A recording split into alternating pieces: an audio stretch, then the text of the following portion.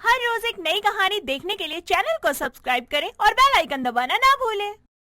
मीरा सुबह सुबह नहा धोकर हाथ में पूजा की थाली लेकर मंदिर जा रही होती है। तभी मीरा की टक्कर एक आरिफ नाम के लड़के से होती है और मीरा के हाथ से पूजा की थाली जमीन पर गिर जाती है। ये देखकर मीरा को काफी गुस्सा आता है और मीरा उस लड़के आरिफ से कहती है, अंधे हो क्या या देख कर चलना नहीं चाहते? मेरी पूजा की थाली गिरा दी। शर्म नाम की चीज नहीं है तुम्हारे अंदर? अरे ज्यादा दिमाग खराब मत कर मेरा। पूजा की थाली गिरी है तो उठा ले, मैं क्या करूं इसमें। हे भगवान, कैसा बेशरम लड़का है। एक तो खुद गलती करता है, ऊपर से माफी भी नहीं मांग रहा। तेरे घर में माँ बहन नहीं है क्या? तूने उनको पूजा करते हुए नहीं देखा जो ऐसे बकवास कर रहा है? माँ बहन तो है, बस एक घरवाली की जरूरत है। बोल चलेगी क्या मेरे घर? ये थप्पड़ अब तुझे तेरी बदतमीजी की याद दिलाएगा। आज के बाद तू कभी किसी लड़की के साथ ऐसे बदतमीजी नहीं करेगा। अगर कभी कर भी रहा होगा ना, तुझे ये थप्पड़ जरूर याद आ जाएगा। मीरा इतना बोलकर वहाँ से चली जाती है। आरिफ को मीरा पर बहुत ज्यादा गुस्सा आता है और वो अपना गाल सहलाते हुए कहता है, ये थप्पड़ मुझे तो याद रहेगा ही, लेकिन इस थप्पड़ का दर्द मैं तुझे दूंगा। वो भी ऐसा दर्द दूंगा कि तू क्या, तेरा भगवान भी तुझे नहीं बचा पाएगा। आरिफ को मीरा पर बहुत ज्यादा गुस्सा आता है और वो गुस्से में वहाँ से चला जाता है। कुछ दिनों तक मीरा की जिंदगी में सब कुछ अच्छा चल रहा था, लेकिन कुछ दिनों बाद मीरा जब अपने कॉलेज से निकलती है और अपनी दोस्त गुलनाज के साथ जब वो जा रही थी तो उसे आरिफ मिलता है। आरिफ के हाथों में फूल था। आरिफ को मीरा पहचान लेती है और उसके पास जाकर कहती है, उस दिन का थप्पड़ तू भूल गया क्या, या तुझे वही थप्पड़ एक बार वापस याद दिलाऊं? तेरी इतनी हिम्मत कि तू यहाँ मेरे कॉलेज तक आ गया मेरा पीछा करते हुए। अरे तू इतना गुस्सा क्यों हो रही है? एक बार बात तो कर कि किस लिए आया है। बात क्या करनी है इसे? मैंने तुझे बताया था ना कि एक बदतमीज लड़का मिला था मुझे, जिसकी वजह से मेरी पूजा की थाली गिर गई थी। ये वही लड़का है और देख आज यहाँ तक आ गया ये। नहीं, तुम गलत समझ रही हो। उस दिन के बाद मुझे अपनी गलती का एहसास हुआ। अब मुझे तुमसे बदतमीजी से बात नहीं करनी चाहिए थी, इसलिए मैं तुमसे माफी मांगना चाहता हूँ। मैं ना तुम्हें जानता था, ना ही तुम्हारा पता जानता हूँ, इसलिए बहुत परेशान था। और इत्तेफाक से हम दोनों भाई बहन हैं। इसने मेरे फोन में हम दोनों की फोटो देख ली। इसने मुझे सारी बातें बताई, तभी तो मैंने आज इसे कॉलेज के बाहर मिलने बुलाया। देख गुलनाज, तू मेरी बहुत अच्छी दोस्त है।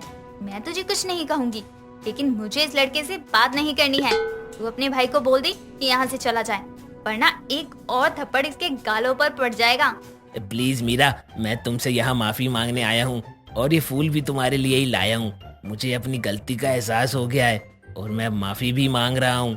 मीरा, मैं अपने भाई की तरफ से तुमसे माफी मांग रही हूँ। उस दिन मेरे भाई का मूड पहले से ही खराब था, इसीलिए तुम पर गुस्सा निकाल गया, वरना मेरा भाई ऐसा नहीं है। तुम्हें एक मौका देना चाहिए।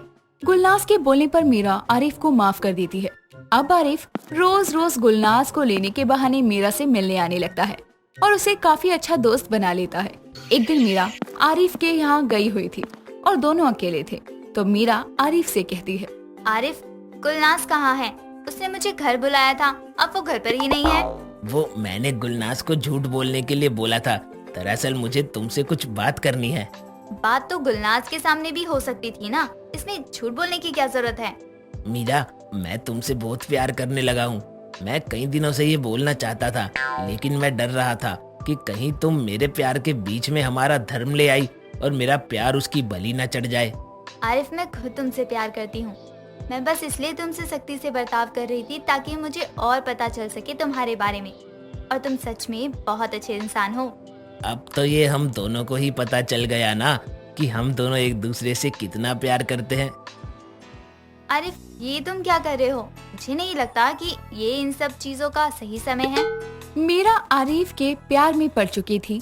अब आरिफ जो बोलता मीरा वही करती। कुछ दिनों बाद मीरा और आरिफ घूमने गए थे और उनके साथ आरिफ का कजन शकील और उसकी गर्लफ्रेंड भी थी। शकील अपनी गर्लफ्रेंड को बुरी तरह से मार रहा था। ये देखकर मीरा कहती है, आरिफ, तुम्हारा भाई ये क्या कर रहा है? बेचारी लड़की को क्यों मार रहा है? ये हिंदू लड़कियां होती ऐसी है। पहले तो छोटे छोटे कपड़े पहन के मुझे बुला रही थी, और अब जब मैं इसके पास आ गया तो मुझे पीछे करने लगी और धमकी दे रही है कि मुझे छोड़ देगी। तुम होते कौन हो उसके कपड़ों पर सवाल उठाने वाले।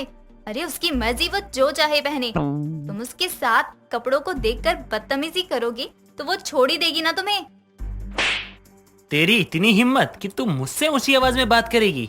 आरिफ, यहाँ तुम्हारे भाई ने मुझ पर हाथ उठाया, मुझसे इतनी बुरी तरह बात कर रहा है और तुम खड़े खड़े ये सब देख रहे हो।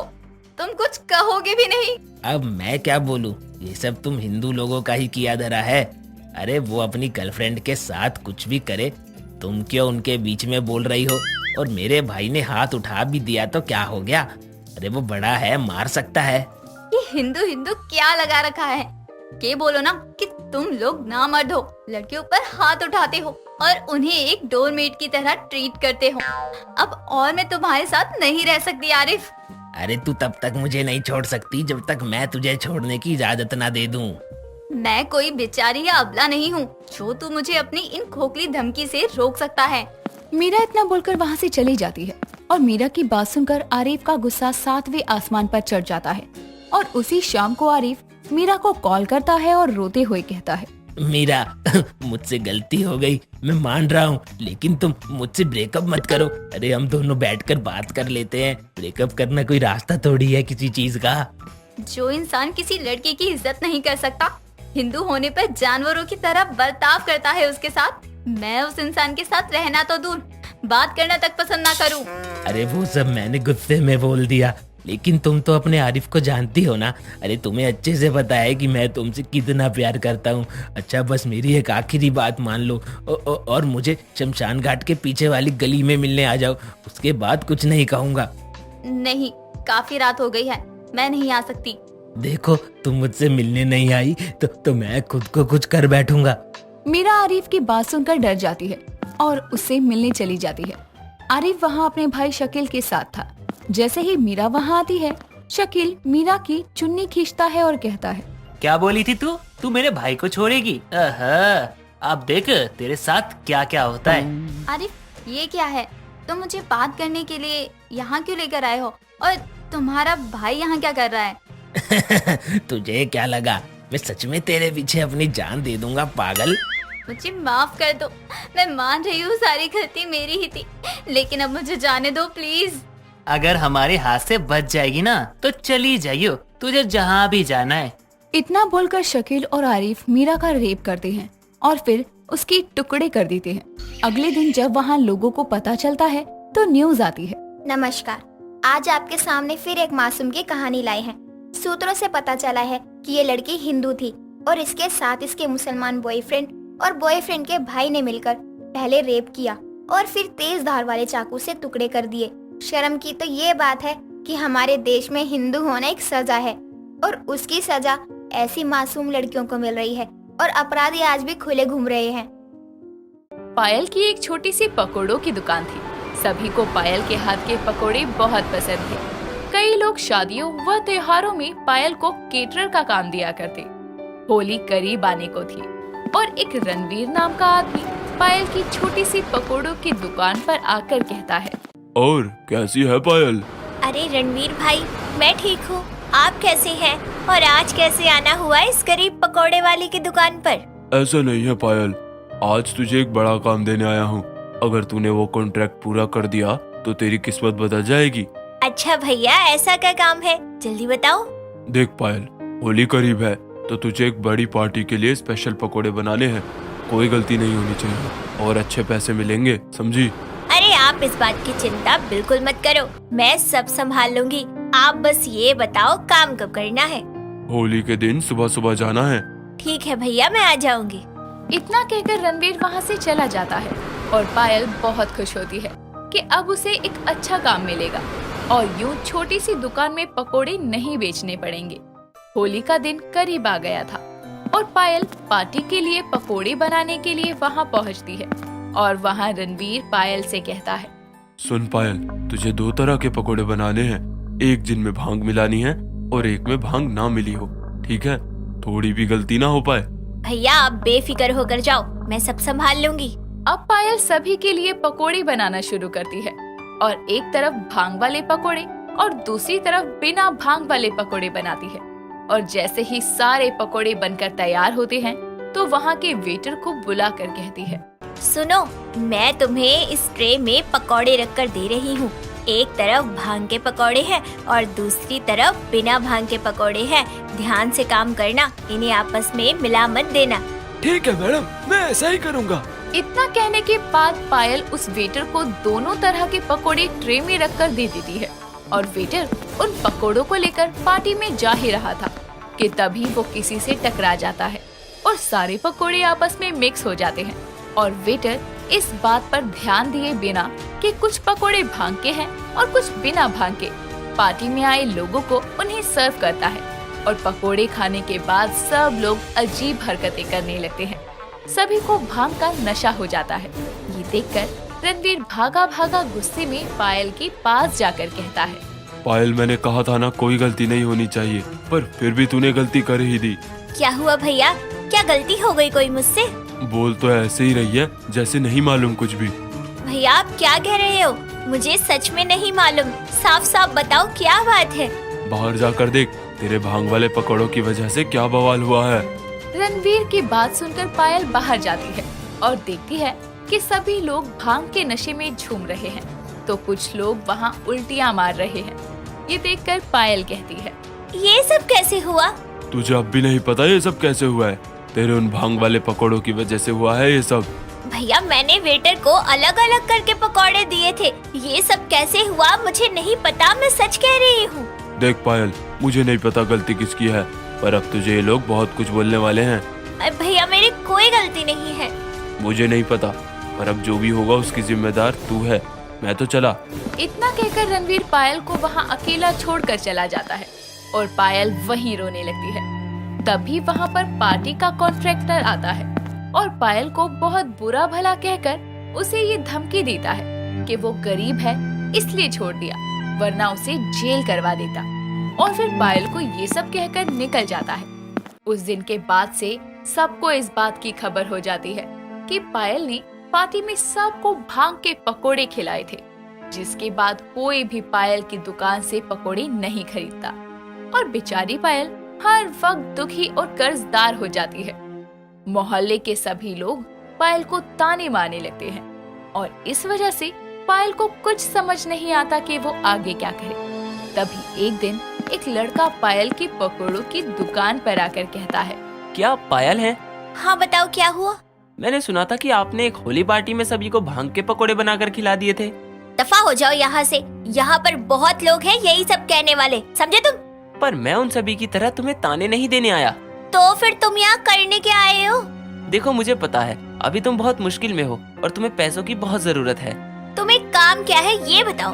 मैं सीधा काम की बात पर आता हूँ। मुझे तुम्हारी एक मदद चाहिए और उसके बदले तुम्हें बहुत सारे पैसे दूंगा।